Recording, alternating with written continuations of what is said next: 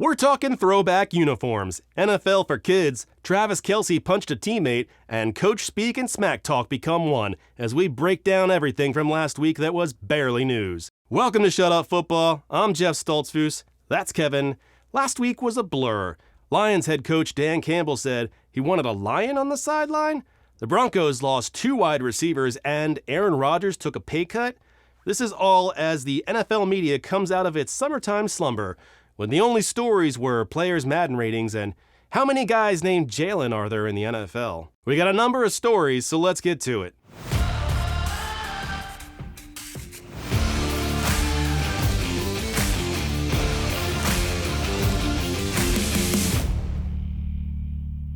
TheSportsRush.com reported that Jerry Jones tried to secure a loan in the 1960s from Jimmy Hoffa, the Teamsters president with mob ties who famously misplaced his body. Jerry supposedly sat down for a talk to secure a loan for a restaurant, but it quickly turned into buying the San Diego Chargers. First off, what's the restaurant? And if it's a Chopped, I'm gonna lose my mind. More likely some combination of barbecue and waffles. Stephen Jones almost had a very different life. The mob plus the NFL would be like HBO combining Hard Knocks with Sopranos. Previously on Hard Knocks. You make me pop your fucking eye out of your head to protect that piece of shit!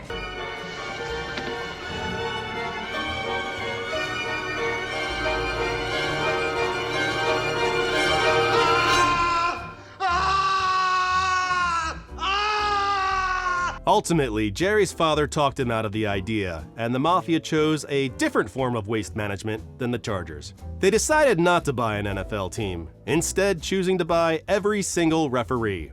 Broncos head coach Sean Payton made some comments that raised some hackles, saying former Broncos head coach Nathaniel Hackett did one of the worst coaching jobs in NFL history. Hackett, who was formerly with the Packers, is now the OC with the Jets, and new Jets QB Aaron Rodgers took issue with Payton's comments. Keep my coaches' name out your fucking mouth! Jets players Randall Cobb and Billy Turner immediately took to the streets, finding Payton and beating the shit out of him for a cool 30 minutes in front of his family before realizing it was actually actor Kevin James, and then continuing to beat him for another 30 minutes. Probably for Paul Blart too. Or one. Recently, Coach Hackett responded to the comments. As a coach, as a coach's kid, we live in a glass house. We know that. We all live in different rooms. We all got a key for it. Every wife had 7 sacks. Every sack has 7 cats. Every cat has 7 kittens. Kittens, cats, sacks, and wives. 7th round pick from 2020, linebacker Johnathan Garvin received some happy birthday wishes from the Green Bay Packers. What did he wish for? My guess? Better timing from the Packers front office. He was cut 3 hours later. Happy birthday, Johnny boy. Why don't you take the day off? In fact, just don't come back. At all. Ever. If I get cut on my birthday, they damn sure better give me cake. I demand all my news be delivered with treats. Dog ran away? Brownies. Gam Gam's dead? Cheesecake. I lost both my arms? A bucket of ice cream and a straw. I'll wait. I'm sad, but I'm patient. It was revealed that Eagles quarterback Jalen Hurts is using a picture of himself losing the Super Bowl as his phone's lock screen. It appears he's using it as motivation for this year. Usually if people want to be reminded of sadness on their phone, they just open up Facebook. I love customizing my phone. I replaced the Amber Alert sound on mine with Seth Rogen. Uh-oh. Somebody's missing. The Eagles released images of their brand new old throwback uniforms. The color is known as Kelly Green, a favorite amongst fans. Some think it should be their full-time uniform. Not me. I think it's special because it's scarce, like your parents' approval. Kelly Green is like pumpkin spice for Eagles fans. I think once a season is enough. After that, it can disappear like Brigadoon or the McRib. Travis Kelce is a wee bit punchy. After he scored a touchdown in practice, he threw a punch at backup linebacker Jack Cochran. He's since said he's got to be a better teammate. Andy Reid blamed the heat, but it's like the old saying goes, if you can't stand the heat, goddamn it, global warming, you turned my socks into soup. Maybe he's too hopped up on Taylor Swift music. He recently revealed he went to a T-Swizzle concert and failed to give her a bracelet with his phone number on it. Made her a bracelet? What are you, a 10-year-old girl? Be a man, carve it on a medium rare steak and chuck it at her head. That's what I did with my wife. Except it wasn't a steak, it was a burger. And I didn't write my phone number on it. And I ate the burger. You know what? It turns out that was just a story about me eating a burger once. I don't actually know how I met my wife, but I assume that I did. Come on, Kelce, you're a Super Bowl winner, a Pro Bowler destined for the Hall of Fame. She's a pop star. You have to be more than third grade cute. Taylor was born in Pennsylvania. She's an Eagles fan. You want a shot. You know what you have to do. Demand to be traded immediately. That's a grand gesture. You want to catch touchdowns from Patrick Mahomes, or you want to catch whatever Taylor Swift has. Whatever it is, I bet it's sexy, and it comes with a cardigan. Is Colts owner Jim Irsay okay? He's been saying some pretty kooky things and beefing on the X formerly known as Twitter. He said, if I die tonight and Johnathan Taylor is out of the league, no one's gonna miss us.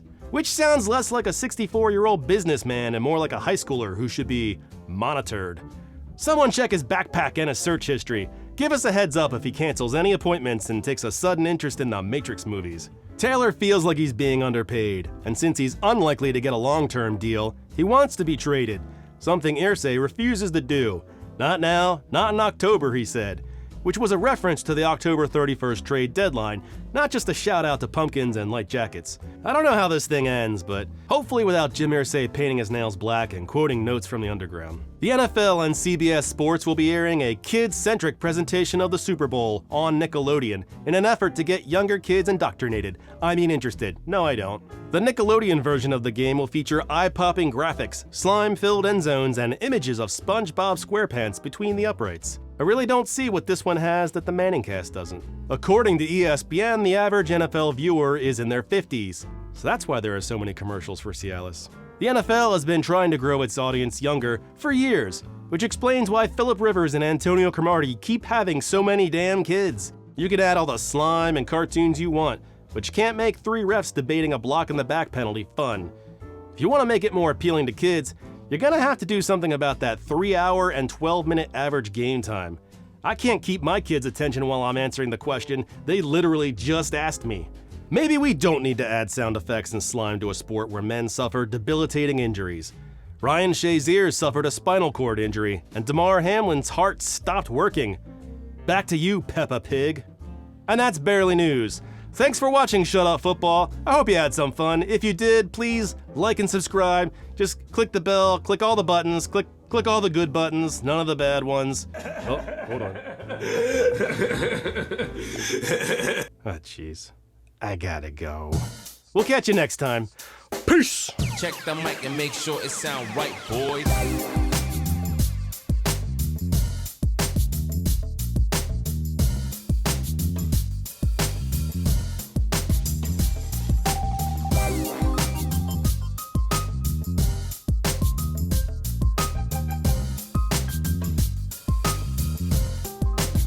It sound right, boy.